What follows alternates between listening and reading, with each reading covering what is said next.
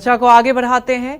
क्या आपको पता है कि चरणामृत किन चीजों से मिलकर बनता है? क्या आपको यह भी पता है कि आखिर किस बर्तन में रखना चाहिए? अगर नहीं पता है तो ये जान लेते हैं। बताएं पंडित जी। देखिए, चरणामृत जो है वो हमेशा तांबे, पीतल या चांदी के ही बर्तन में रखना चाहिए। फिर से कह रहा हूं, भगवान श्री हरि विष्णु के मंदिर में तुलसी के पत्ते डालकर चरणामृत बनाना चाहिए। बाकी देवी देवताओं के मंदिर में इलायची, लौंग, पानी मिलाकर के चरणामृत बनाना चाहिए। शिवलिंग का चरणामृत ग्रहण करना नहीं चाहिए। क्यों भाई?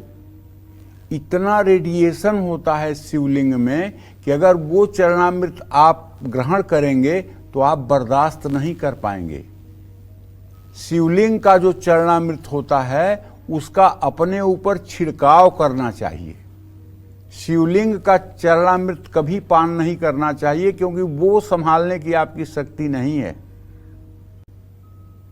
शिवलिंग का जल से स्पर्श होने पर उस जल में रेडिएशन की इतनी मात्रा बढ़ जाती है कि रेडिएशन स्वास्थ्य के लिए अच्छा नहीं होता है।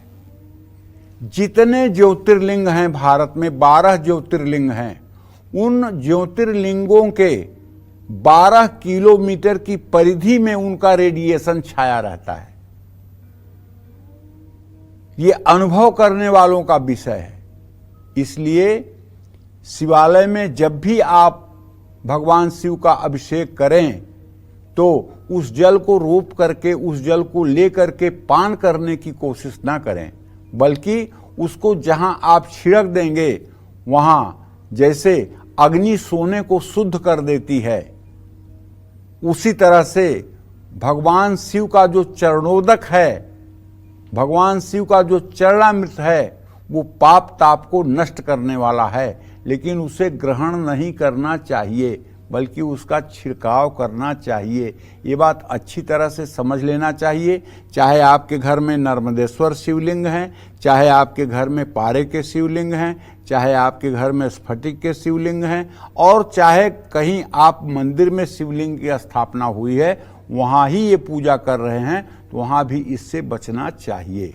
भगवान श्री हरि विष्णु, माँ लक्ष्मी, प्रभु श्री राम, जगत जननी जगदम्बा जानकी, इन लोगों के चरणामृत को पान करने से अमृत तुल्य सुख की प्राप्ति होती है। जय मां विंध्यवासिनी। देखिए, भगवान शिव संहार के देवता हैं, इसीलिए भगवान शिव के ऊपर कभी हल्दी नहीं चढ़ाई जाती, क्योंकि हल्दी जमीन से पैदा होती है। भगवान शिव के ऊपर विभूति, राख चढ़ाई जाती है। राख क्यों? क्योंकि भगवान श्मशानवासी हैं, ये संहार के देवता हैं, और राख भी संहार के बाद तैयार होती है, जलने के बाद तैयार होती है, तब वो राख कहलाती है। तो इसलिए भगवान शिव संहार के देवता हैं, इसलिए इनके जल को अपने ऊपर छिड़का जाता है, इसका पान नहीं किया जाता है। जय मां विंध्यवासिनी।